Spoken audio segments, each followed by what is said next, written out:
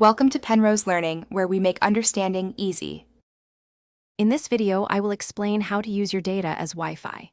First, let's understand that this feature is commonly known as a mobile hotspot or tethering. Before we begin, make sure your mobile data is turned on and you have an active data plan with sufficient allowance.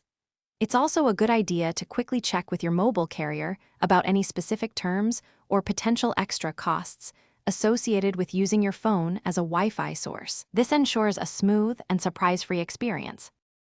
Now, let's get your hotspot configured. Open your phone settings and look for the Network and Internet or Connections menu. Within that, you'll find an option like Hotspot and Tethering or simply Mobile Hotspot. Tap on it to proceed. Here, you can toggle the hotspot feature on.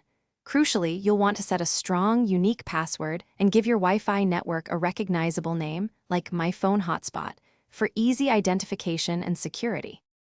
With your mobile hotspot active, connecting other devices is straightforward. Grab the device you want to connect, whether it's a laptop, tablet, or another smartphone. Go into its Wi-Fi settings, just as you would for any other Wi-Fi network. You should see your phone's hotspot name appear in the list of available networks. Select it, then carefully enter the password you created earlier. In just a few moments, your device will be connected and using your phone's data. To make the most of your mobile hotspot, remember a few key tips. First, keep a close eye on your data usage. Streaming videos or large downloads can deplete your plan very quickly. Second, using your hotspot significantly drains your phone's battery, so always have a charger handy or connect to a power bank.